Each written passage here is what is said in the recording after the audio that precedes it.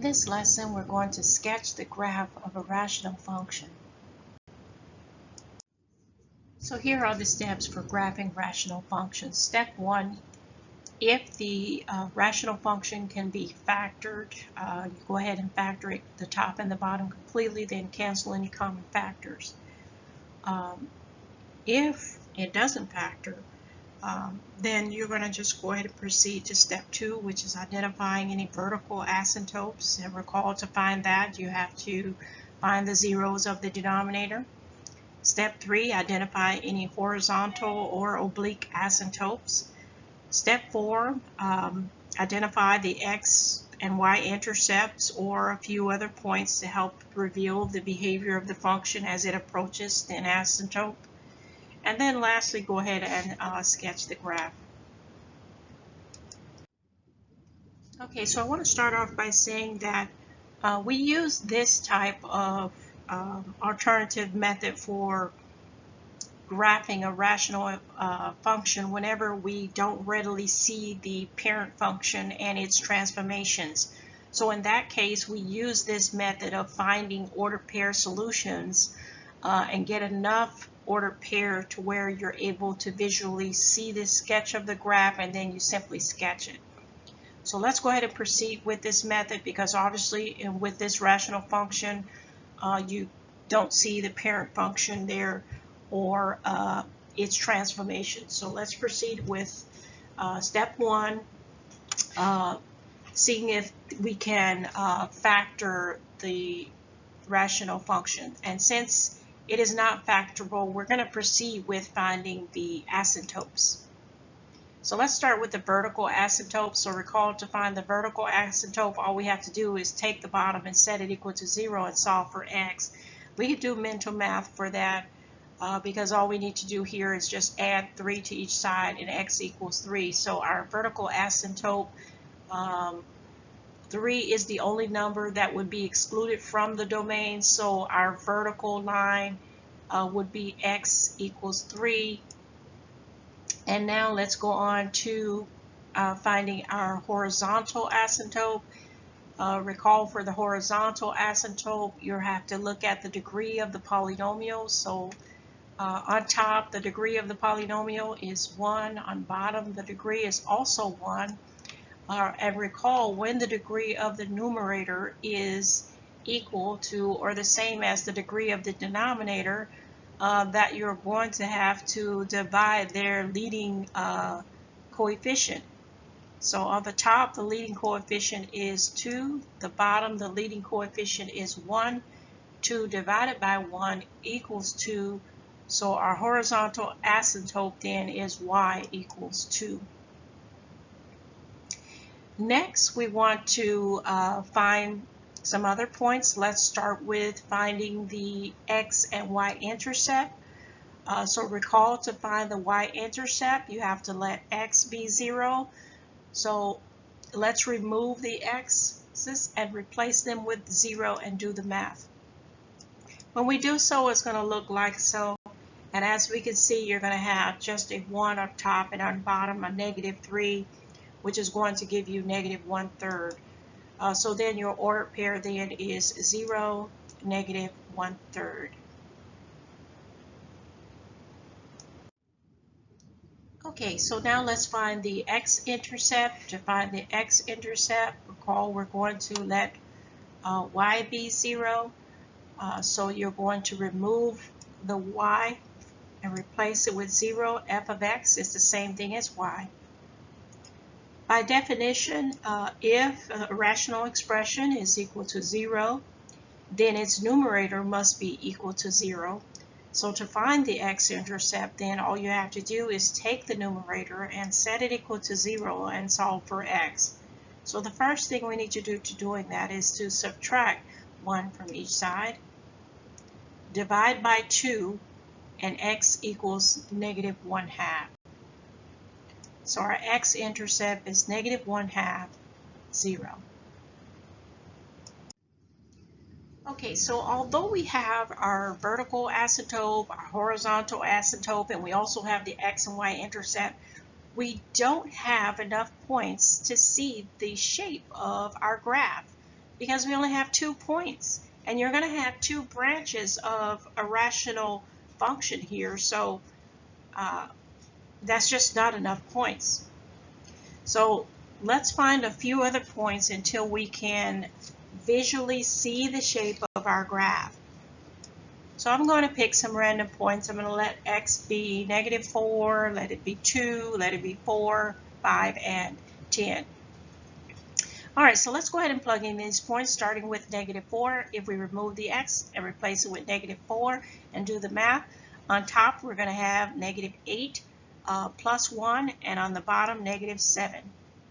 When we combine the top, that's going to give us -7. -7 divided by -7 equals 1. So our ordered pair then is -4, 1. Now let's plug in a 2.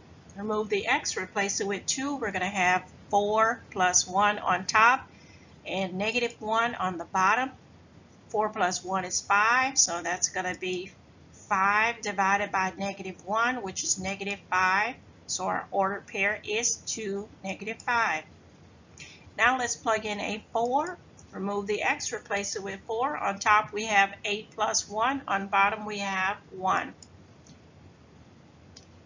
So then you're going to have 9 over 1. 9 divided by 1 equals 9. So our ordered pair is 4, 9.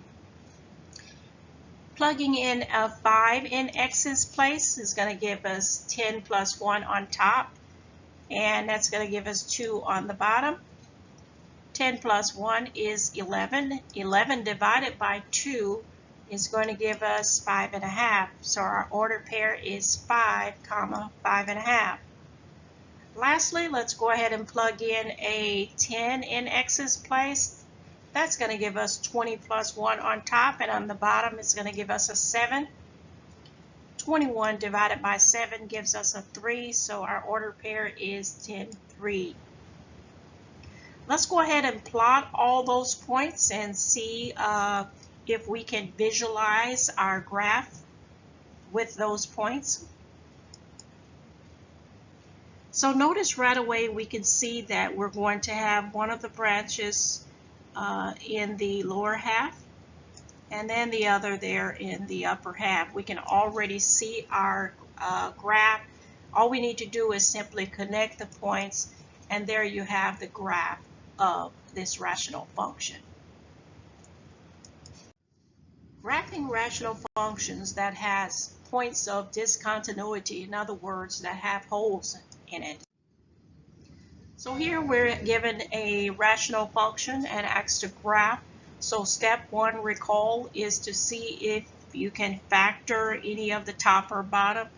And notice the top, we have there a difference of square, which factors into x plus 2, x minus 2. Once we do our cancellations of the common factor of x minus 2, we're going to have just x plus 2. Also notice at the bottom, you cannot have 2 as a value because 2 would make it undefined. So the values that cancel, or the common factors rather that cancel, that is where you're going to wind up having a hole in that graph. Okay, so anytime you have common factors that are canceled or divided out from the numerator and the denominator, is going to be at that point where your hole is going to occur. So if you have x minus 2, you solve for x equals 2, so that is where you're going to have a hole or break in that graph. But let's look to see, once we do that cancellations, what are we left with? Well, what we're left with is x plus 2, which that is nothing more than a linear equation. F of x equals x plus 2, or you can say it as y equals x plus 2. It is just the linear function that has been shifted up vertically 2 units. And you're going to have a hole at 2 again because that is where you had the common factor that canceled out.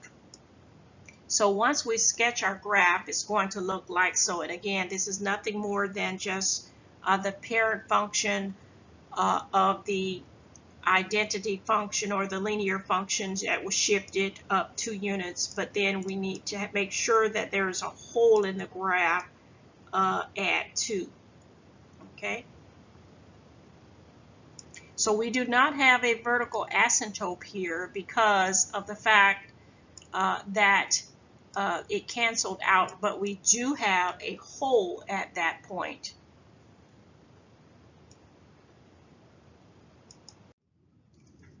Okay, in this example, we're asked to graph this rational function, and as I stated before, when you are not able to readily see parent functions within the rational functions and their transformations, then you want to follow this procedure for graphing rational function, which is finding ordered pair solutions. So you begin step 1 by factoring out any part of the polynomials that need to be factored. If you look at the bottom trinomial can be factored into 2 binomials. So we're going to go ahead and factor that. Next, we're going to cancel out any common factors. So we can see that we can cancel out x minus 1, which means we're going to have a hole in our graph at 1. Let's write what we have left over. Recall that on the top, when it cancels, it doesn't cancel to 0, it cancels to 1. So that's going to leave us with 1 over x plus 3. So in looking at the denominator, the one value that is restricted from the domain that we're not allowed to plug in would be -3, which is also our vertical asymptote there. So next we want to identify our asymptote, and as I said before, we just identified any values that are restricted from the domain, and that is how you find the vertical asymptote, is by finding the zeros of the denominator. So our vertical asymptote is going to be x equals -3. Horizontal asymptote, so let's see what we're left with. The degree of the denominator is 0. The degree of the, the degree of the numerator is 0. I think I said denominator first. The degree of the numerator is 0. The degree of the denominator is 1. Whenever the degree of the denominator is greater than the degree of the numerator, then the horizontal asymptote will be y equals 0. Next, we want to go ahead and sketch our graph, and just remember that we're going to have a hole in our graph at 1. So with the function that we see here, we can see use transformations to graph it. We know what the function of 1 over x, the reciprocal function, looks like, and this is just simply that function that was shifted horizontally 3 units to the left. We just have to make sure that there is a hole in our graph there at 1. So when we graph it, it's going to look like so. So not only do we have everything that we said we're going to have, vertical asymptote at x equals -3, a horizontal asymptote at y equals 0, and a hole in the graph at x equals 1. Okay, so a hole in the graph there at 1. And there you have it, graphing rational functions. Okay, that's it for this lesson. Thank you for watching MVP Tutorials by your instructor, Dr. Speights. I hope you'll join me in the next lesson. Please feel free to like, share, and subscribe. Goodbye for now.